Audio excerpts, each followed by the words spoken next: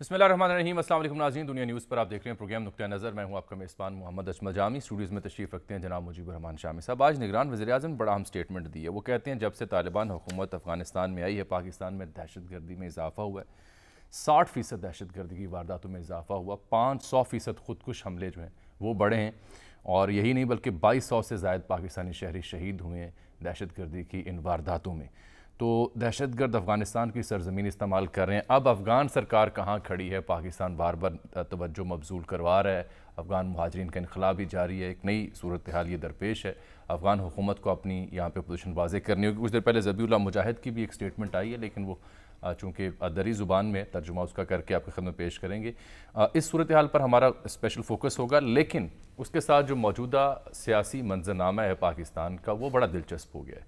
वजह यह है कि सदर मुमलिकत ने आज ख़त लिखा है अनवारुल हक काकड़ साहब के नाम, निगरान वज़ीर-ए-आज़म है पाकिस्तान के, और उन्होंने कहा है कि मुझे secretary general PTI Umar Ayub का ख़त आया है और मैं आपसे मांग करता हूं कि आप बुनियादी हकूक़ और हमवार सियासी मैदान के लिए PTI के जो खदशात हैं उन पर गौर करें। सियासी वाबस्तगियाँ और वफ़ादारियाँ बदल जाने जैसे वाक़यात पर मुझे तशवीश है। ये सदर ने ख़त लिखा है, साथ हवाला भी दिया उन्होंने उस ख़त का जो उमर अयूब साहब ने लिखा है।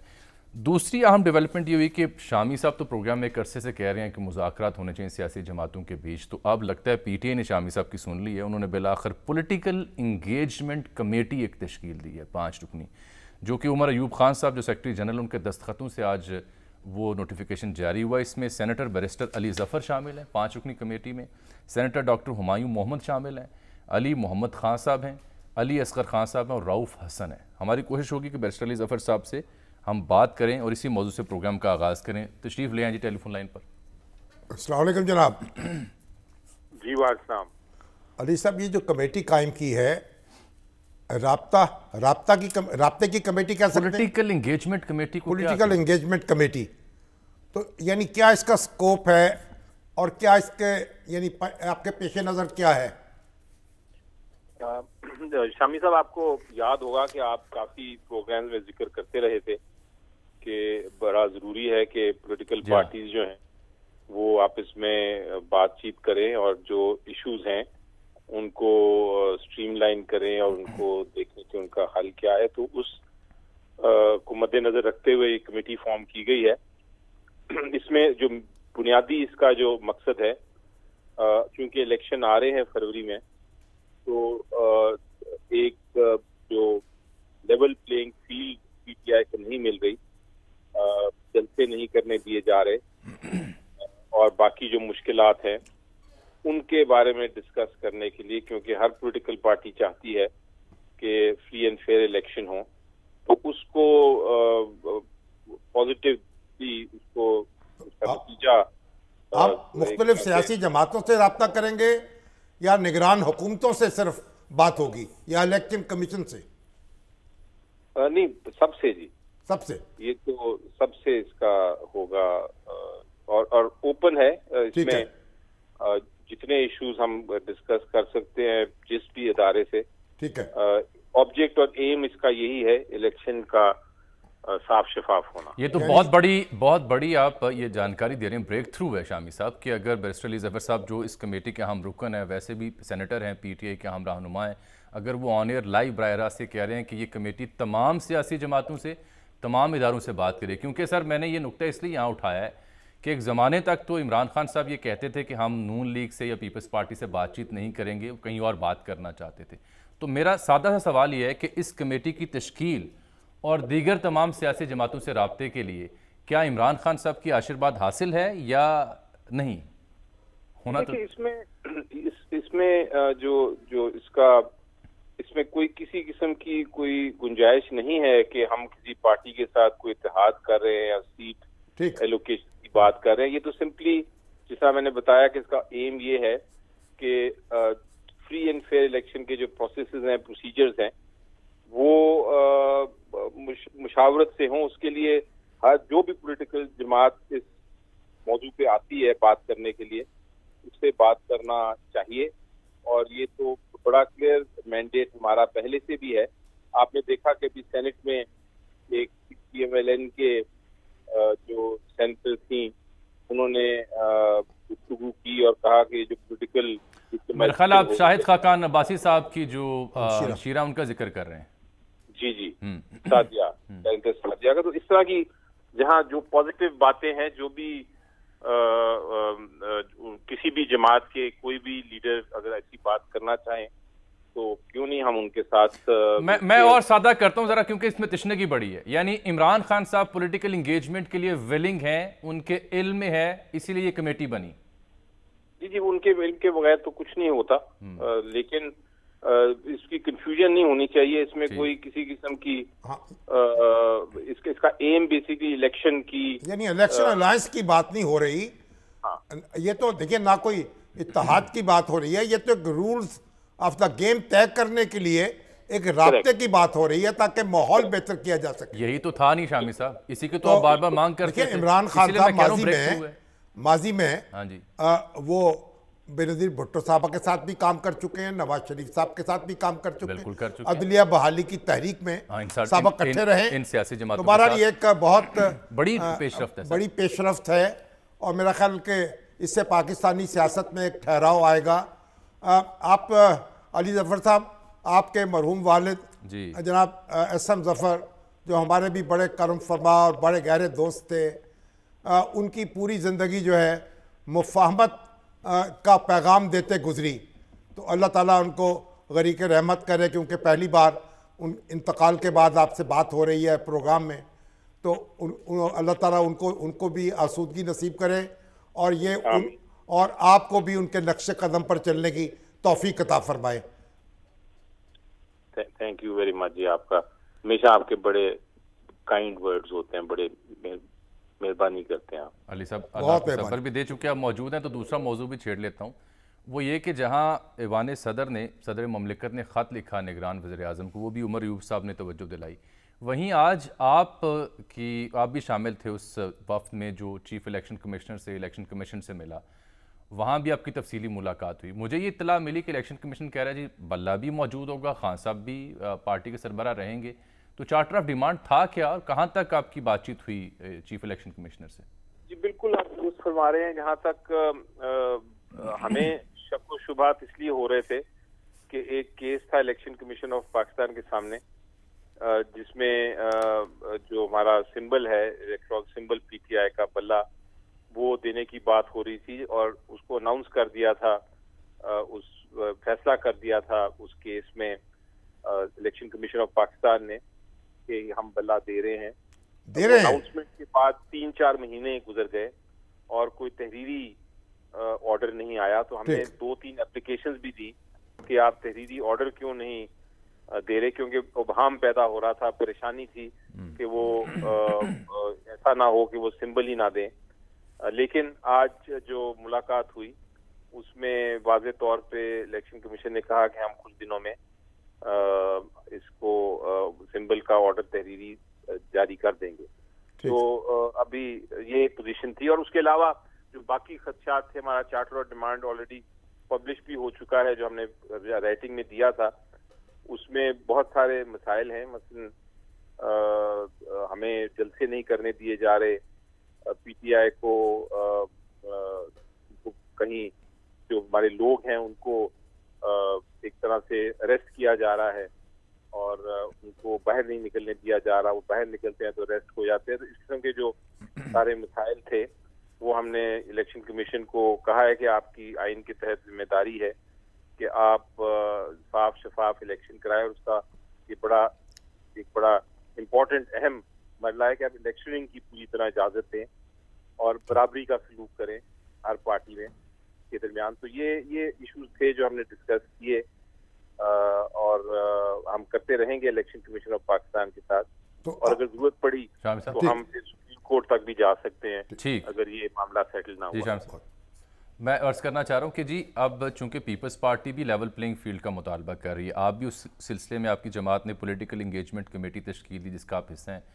تو کیا آپ اس سلسلے میں نون لیگ کو بھی دعوت دیں گے کہ آئیے جی ہم آپ سے ملنا چاہتے ہیں ان معاملات کو طے کرنے کے لیے؟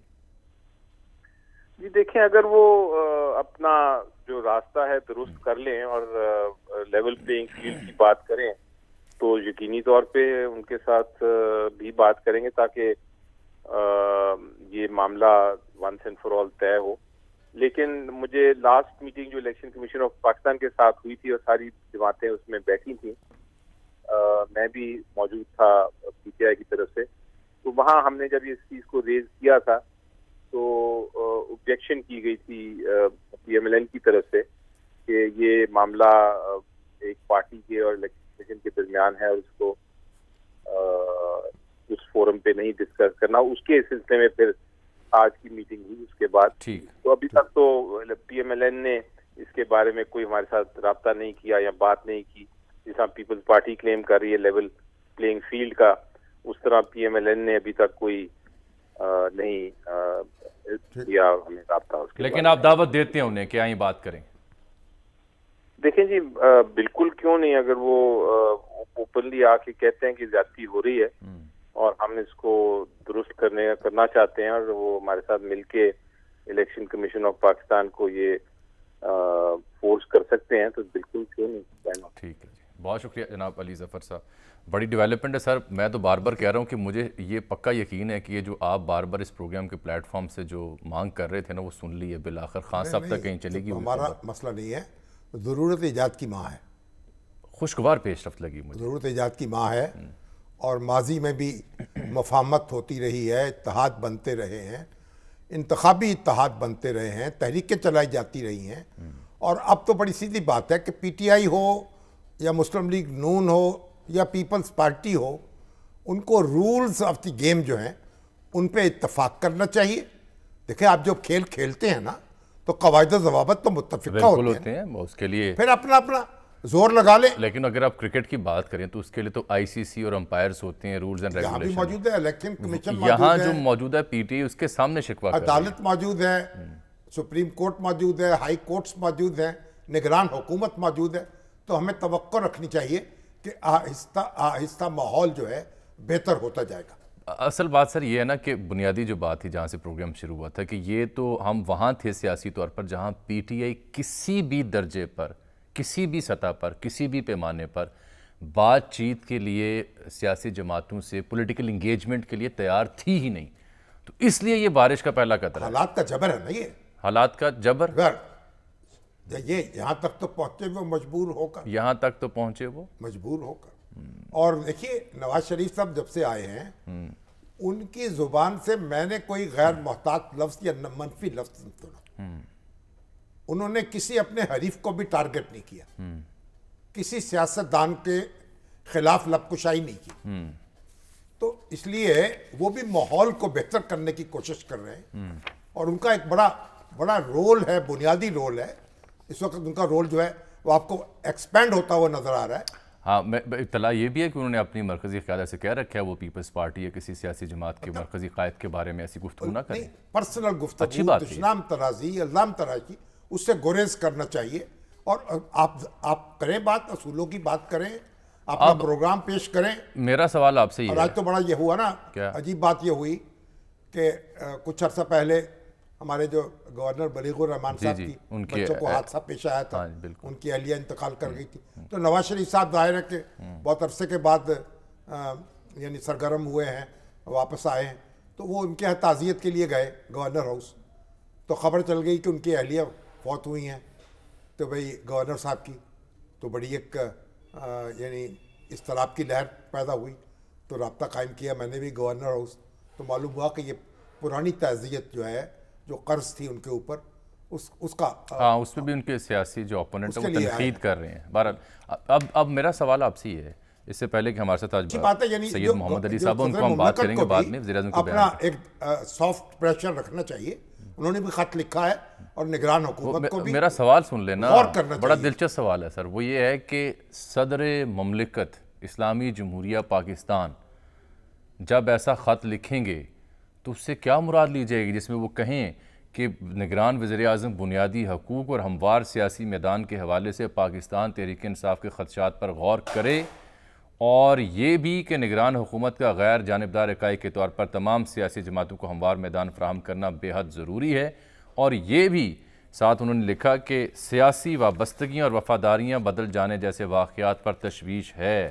میڈیا کا, آزاد میڈیا کا ذکر کیا, بحیثیت ریاست کے سربراہ کے طور پر انہوں نے اپنی ذمہ داری کا ذکر کیا، آئین کے آرٹیکل 41 کا ذکر کیا اور جبری گمشدگیوں کے بڑھتے ہوئے واقعات کا ذکر کیا۔ یہ اگر صدر مملکت لکھ رہے ہیں تو اس سے کیا مراد ہوگی؟ صدر مملکت کو شکایت کی گئی ہے، جو پارٹی کے سیکرٹری جنرل ہیں عمر ایوب، انہوں نے خط لکھا ہے، وہ شکایت آگے بھیج رہے ہیں وزیر اعظم کو، کیونکہ وہ خود چیف ایگزیکٹو تو نہیں ہیں، تو ان کی ذمہ داری ہے کہ جو چیف ایگزیکٹو ہیں ان کی توجہ مبذول کرائیں۔ تو جو وزیر اعظم ہیں ان کو وضاحت کرنی چاہیے، جو ان کا نقطہ نظر ہے پیش کر دیں کہ کہاں کوئی بات ایسی ہو رہی ہے جو قانون کے مطابق ہو رہی ہے، کہاں زیادتی ہو رہی ہے۔ دیکھیے اس وقت عدالتیں موجود ہیں، وہ اپنا کام کر رہی ہیں، میڈیا بھی موجود ہے، تو ایک تو ایسی صورت ہے نا جب کسی کو شکایت پیدا ہو، کوئی قانونی کارروائی ہو کسی کے خلاف، تو اسے عدالتوں کا رخ کرنا چاہیے، وہاں سے بھی ریلیف مل رہا ہے۔ تو ایک بحثیت مجموعی سب کو مل جل کر کوئی پانی چھڑکنا چاہیے۔ ایک اطلاع یہ بھی ہے، تو اب تو بہتر کی بات کر رہے ہیں نا، میں تھوڑی سی اور طرف جا رہا ہوں۔ ایک اطلاع یہ ہے کہ یہ صدر مملکت پر چونکہ حالیہ دنوں سے جب سے الیکشن کی تاریخ والا واقعہ اور اب تک پی ٹی آئی کے اندر سے بڑی تنقید تھی کہ وہ کردار ادا نہیں کر رہے، تو وہ انہوں نے پھر اب یہ خط لکھ کر اس تنقید کو کسی حد تک ایڈریس کرنے کی کوشش کی ہے۔ ظاہر ہے کہ وہ صدر مملکت بھی تو آخر سیاستدان ہیں، ایک اور جملہ پی ٹی آئی کے فاؤنڈر ممبرز میں تھے ہیں۔ ایک اور جملہ بھی آ رہا تبصرے کے طور پر اسی موضوع پہ، جو کہیں کچھ دوست کہہ رہے تھے، وہ کہہ رہے تھے کہ یہ صدر کا یوں خط لکھنا تو چارج شیٹ کی تصدیق ہے۔ نہیں، یہ تو انہوں نے شکایت بھیجی ہے ان کو، یعنی ان کو کہ آپ ان کا ادالہ کریں، ان پہ غور کریں، ان کے بارے میں وضاحت کریں۔ اور اگر کل کو نون لیگ اور پیپلز پارٹی نے خط لکھ دیا تو وہ بھی پیش کر دیں گے، ان کو بھیج دیں گے۔ اگر نون لیگ اور پیپلز پارٹی کو خط لکھتی ہیں، اگر وہ اپنے ہمارے کیا ہیں نعیم الرحمان صاحب، حافظ نعیم الرحمان صاحب، بالکل ٹھیک آپ نے نقطہ اٹھایا، اگر وہ اپنی شکایت بھیجیں نہیں وہ تو بھیج رہے میرے ساتھ الیکشن میں کیا ہوا ہے، تو وہ بھی بھیج دیں گے وزیر اعظم۔ یہی تو اعتراض آ رہا ہے سوشل میڈیا پہ سارا دن سے کہ اگر پیپلز پارٹی جو مسلسل میڈیا پہ ٹاک شوز میں شکوے کر رہی ہے اور حافظ صاحب بھی کر رہے ہیں، تو اس پہ توجہ کیوں نہیں دھری اور صرف پی ٹی آئی کے صدر ہیں کیا؟ نہیں، یہ ادر وے اراؤنڈ کوسچن بھائی انہوں نے لکھا ہے نا، کیا سیکرٹری جنرل نے لکھا ہے، ہاں جی انہوں نے خط بھیج دیا ہے، وہ بھی لکھ دیں، وہ بھی بھڑاس نکال لیں۔ ٹھیک کہہ رہے ہیں۔ چلیے اب ہم نے بات کرنی ہے سر نگران وزیر اعظم کے اہم بیان کی، لیکن میرا خیال ہے بریک لے لیتے ہیں۔ سید محمد علی صاحب ہمارے ساتھ موجود ہیں، ان کو بھی خوش آمدید کہتے ہیں، دفاعی تجزیہ نگار ہیں۔ دیکھیے آج نگران وزیر اعظم اس موضوع پہ کیا فرما رہے تھے۔ افغان سرکار نگران وزیر اعظم کے اہم بیان کے اوپر تردید کر رہی ہے، ان کا اپنا نقطہ نظر ہے، لیکن صورتحال یہ اہم اور کشیدہ ہے کہ پاکستان کی شکایات ہیں جس کا ڈیٹا بھی سامنے موجود ہے۔ اس پر بات ہوگی ناظرین شامی صاحب سے بھی، سید محمد علی صاحب سے بھی، لیکن پروگرام ایک چھوٹی سی بریک آیا چاہتی ہے۔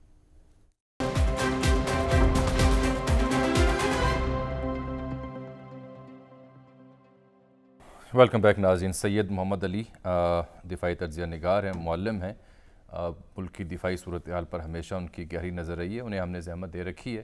تعارف میں گڑبڑ ہو گئی کیونکہ کئی جو فوجی افسران ان کے استاد رہے تو غالب گمان گزرا کہ خود بھی فوج سے رہے ہوں گے، تو ہم نے تصحیح کر دی کیونکہ سر اب یہ بڑی تشویشناک بات ہے کہ 60% اضافہ ہوا دہشت گردی میں 2021 سے لے کے اب تک، جب سے افغان طالبان کی سرکار وہاں بنی، اور کوئی 2000 سے زائد شہری جو ہیں وہ شہید ہوئے ان واقعات میں۔ 500% اضافہ، یہ پرائم منسٹر کہہ رہے ہیں، آفیشیل سٹیٹمنٹ دے رہے ہیں، وہ ہوا ہے۔ تو سید محمد علی صاحب کو اسی لیے ہم نے زحمت دی۔ خوش آمدید سر۔ بہت شکریہ شام صاحب۔ سید صاحب یہ جو اضافہ ہے، یعنی میں ابھی دیکھ رہا تھا کہ افغانستان کے وزیر اعظم ملا محمد حسن اخند، انہوں نے ایک بیان جاری کیا تھا جس میں بڑا سافٹ بیان تھا، احتجاج بھی کیا گیا تھا اور پھر حکومت پاکستان سے کہا گیا تھا کہ سارے معاملات بات چیت کے ذریعے طے کرنے چاہیے، اور جو ان کے لوگ واپس جا رہے ہیں، بے دخل ہو رہے ہیں، اس پر بھی ان کو ظاہر ہے بہت شکوہ تھا۔ تو آپ کیا سمجھتے ہیں کہ کیا کرنا کیا چاہیے؟ یہ جو صورتحال ہے کیوں پیدا ہو رہی ہے اور ہم کیسے تدارک کریں گے اس کا؟ بہت شکریہ شامی صاحب اور جامی صاحب، آپ نے مجھے مدعو کیا۔ دیکھیے آپ نے جو دو بہت اہم سوال کیے ہیں شامی صاحب، کیوں پیدا ہو رہی ہے اور کیا کیا جا سکتا ہے، تو پہلے میں کوشش کرتا ہوں کیوں پیدا ہو رہی ہے کا جواب دینے کی۔ دیکھیے دو پہلو ہیں جو کہ ہماری قومی سلامتی کے بہت اہم ترین ہیں۔ ایک تو داخلی سلامتی جس کو انٹرنل سیکیورٹی کہتے ہیں، اور دوسرا ہماری افغان پالیسی. تو آپ خود بہت اچھی طرح اس بات سے واقف ہیں کہ جب سے قیام پاکستان عمل میں آیا ہے میں سمجھتا ہوں کہ ہماری جو افغان پالیسی ہے اس میں نہ تو کلیئرٹی تھی نہ کنسسٹنسی تھی. تو میں اس کو توہان و کراہ نہیں سمجھیں، لیکن میں سمجھتا ہوں یہ خوشائند بات ہے کہ بالآخر ایک جامعہ اور ہمہ جہت افغان پالیسی کے خدوخال اب ہمارے سامنے آ رہی ہیں، جس میں صرف افغان سیکیورٹی ہی کو نہیں بلکہ معیشت، immigration, border security, trade, drugs, terrorism, ان تمام معاملات کو ایک ہمہ جہت انداز میں دیکھا اور پرکھا جا رہا ہے. تو یہ ایک خوشائند پہلو ہے. اچھی بات ہے. دوسرا جو اس کا محرک ہے، سوری ہاں جی فرمائیں آپ.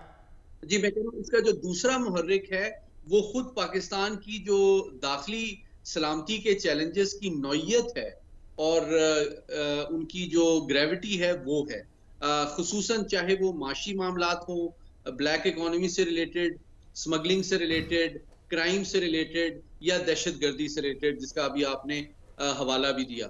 تو اور جو تیسرا پہلو ہے وہ یہ ہے کہ تقریباً 2.5 سال قبل جب موجودہ افغان حکومت معرض وجود میں آئی تھی تو ان سے جو توقعات عالمی برادری اور خصوصاً پاکستان کو تھی وہ بدقسمتی سے اس پہ وہ پورا اترے بھی نہیں اور شاید انہوں نے پورا اترنے کی کوشش بھی نہیں کی. تو یہ 3 بنیادی محرکات ہیں جس کی بیسس پہ ایک جانب آپ کو ایک جامعہ اور ہمہ جہت افغان پالیسی بھی ایمرج ہوتی ہوئی نظر آتی ہے کہ اب ہم افغانستان کو صرف خیر سگالی اور برادرانہ جذبات کے تحت نہیں بلکہ ان زمینی حقائق کے تحت کسی بھی اور ریاست کے انداز میں ڈیل کریں گے جس طرح کسی بھی ذمہ دار ریاست کو کرنا چاہیے. یہ جو ہماری اپنی غلطیاں ہیں یا ہماری اپنی جو چشم پوشی ہے جو ہم نے اغماس برتا ہے اس کا تقاضا یہ ہے نا، اس وقت افغانستان میں ایک کوئی دشمن حکومت نہیں ہے ہماری، تو اس کا تقاضا یہ ہے نا کہ ہم اپنا پریشر سافٹ پریشر رکھیں اور بات چیت کا دروازہ کھلا رکھیں اور ان کو اعتماد میں لے کے معاملات کرنے کی کوشش کریں. جی بالکل، میں آپ سے 100% متفق ہوں، اور یہ بہت کوتاہ نظری ہوگی یا اوور سمپلیفیکیشن ہوگی اس بات کی کہ اس کو کوئی غصے اور غم و غصے یا نفرت سے یا نسل پرستی سے تعبیر کرنے کی کوشش کی جائے. کیونکہ دیکھیے ہم صرف یہ چاہتے ہیں کہ پاکستان کے اندر جو غیر قانونی طور پہ غیر ملکی موجود ہیں جن میں بدقسمتی سے زیادہ تعداد افغانیوں کی ہے، وہ یا تو ہمارے سسٹم کے اندر آ جائیں یا سسٹم سے باہر چلے جائیں اور پھر پراپر ڈاکومنٹیشن اور ویزا رجیم کے تحت سسٹم میں انٹر ہوں. ایک پہلو اس کا یہ ہے. دوسرا پہلو اس کا یہ ہے کہ جو خیر سگالی ہے ہماری، جو نیک جذبات ہیں، اس ریجن کی انٹیگریشن اور ڈیولپمنٹ اور پروگریس کے حوالے سے جو ہماری توقعات ہیں وہ بدستور قائم ہیں. اور اس کا سب سے بڑا ثبوت شامی صاحب یہ ہے کہ دیکھیں اب ہم تیسری جو سٹیج ہے ان کے ہائر ایجوکیشن کے اسکالرشپس اس کا بھی اعلان کر چکے ہیں.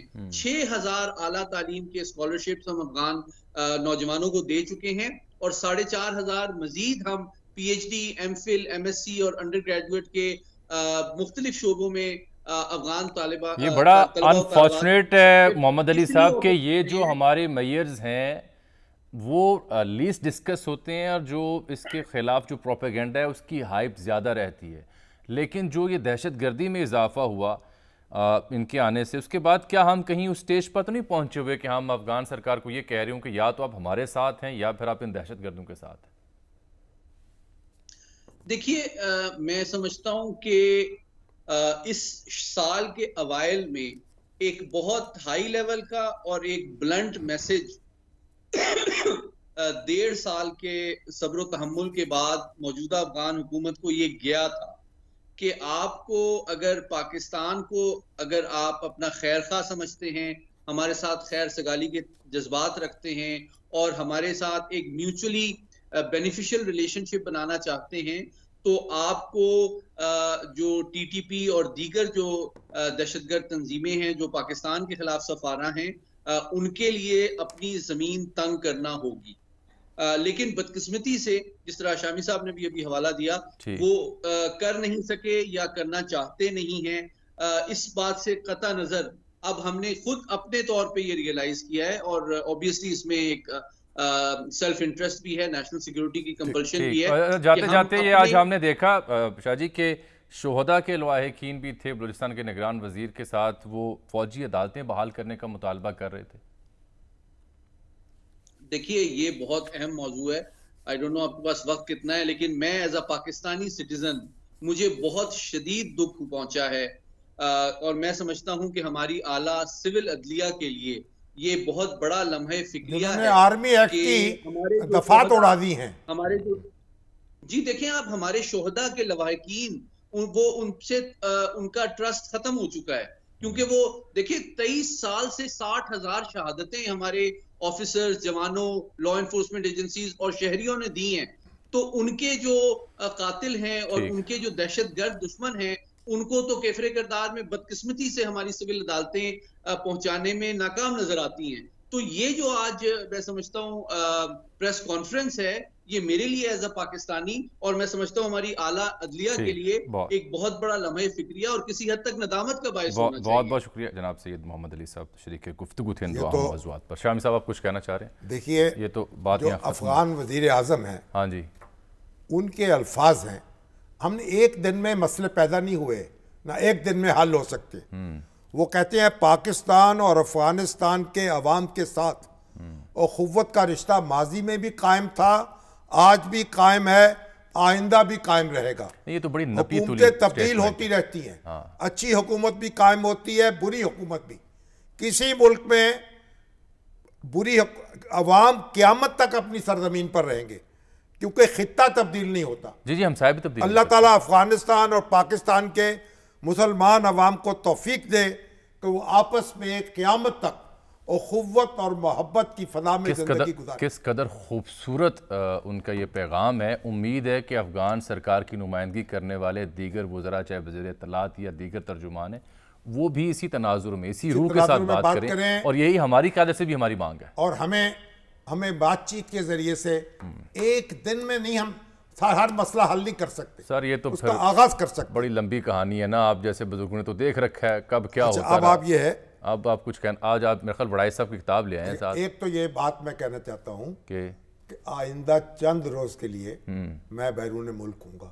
جی ہاں, لندن جا رہا ہوں, ایک آپ نجی مصروفیت کہہ لیجیے. جی جی جی.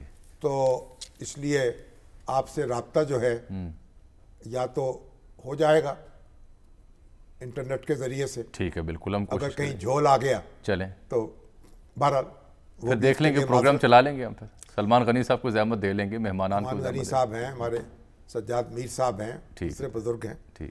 اچھا, اب یہ جو ہمارے آپ خیر سے جائیں, خیر سے ہیں بس دعا کریں اللہ تعالیٰ. یہ ہمارے گزشتہ 4 دہائیوں میں جو ہمارے بہت بڑے اخبار نویس جو ہیں ایمرج ہوئے ہیں, ان میں سے بڑا نمایاں نام سہیل وڑائچ کا ہے. کیا کہتے ہیں, اور ان کا ایک اپنا اسلوب ہے. جی ہاں, انگریزی زبان کے استاد تھے, پڑھاتے تھے, پھر میڈیا میں آئے, مختلف اداروں میں رہے, اور اب ماشاءاللہ جیو اور جنگ گروپ سے وابستہ ہیں. بلکہ آپ نے ذکر کیا تو کل جناب عرفان صدیقی صاحب کا بڑا اہم کالم تھا, بڑا کالم تھا, دلائل سے بھرپور. آج سہیل وڑائچ صاحب نے بھی اسی انداز میں دیگر دلائل دے کے یہ ثابت کیا کہ 2 بڑے کالم نویس عمدہ بحث کر رہے ہیں. میرے پسندیدہ اینکرز میں سے اور اخبار نویسوں میں سے ہیں. ان کا سوانحی انٹرویو ایک کیا ہے پیر ضیاء الحق نقشبندی صاحب نے, قبلہ, جو کتابی صورت میں شائع ہوا ہے, سہیل وڑائچ کہانی. ہاں جی. تو اس کے انہوں کی امین اکیڈمی نے شائع کیا ہے.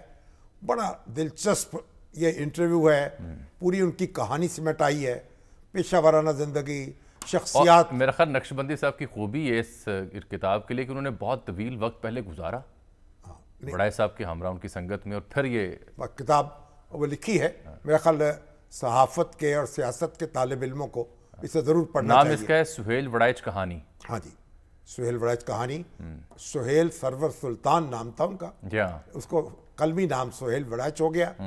اور جو ہمارے آج کے نوجوان ہیں وہ اس کو پڑھیں اور دیکھیں آگے کیسے بڑھا جاتا ہے، مقام کیسے بنایا جاتا ہے۔ چلیے ایک بریک بھی آ گئی، وہ 9 مئی کا مقدمہ تھا تو فیصل آباد میں پی ٹی آئی کی مرکزی قیادت بشمول خان صاحب اور دیگر 126 افراد نامزد ہوئے ہیں، ان کو بلکہ 18 نومبر کو طلب بھی کیا گیا صدم اور دیگر کو۔ اور پھر اسرائیل کا ہم جو ظلم ہے بربریت اس کا ذکر کرتے تھے، سینٹر مشتاق کی بڑی اہم سٹیٹمنٹ تھی، رفح تک پہنچنے میں کامیاب ہوئے لیکن آگے دسترس نہیں مل رہی، لے کے گئے ہیں چارٹر طیارہ امدادی سامان ویڈیو میسج تھا جی، وہ ہم اگلے پروگرام میں کل نشر کر دیں گے۔ آج ناظرین چھوٹی سی ایک بریک یہاں پہ۔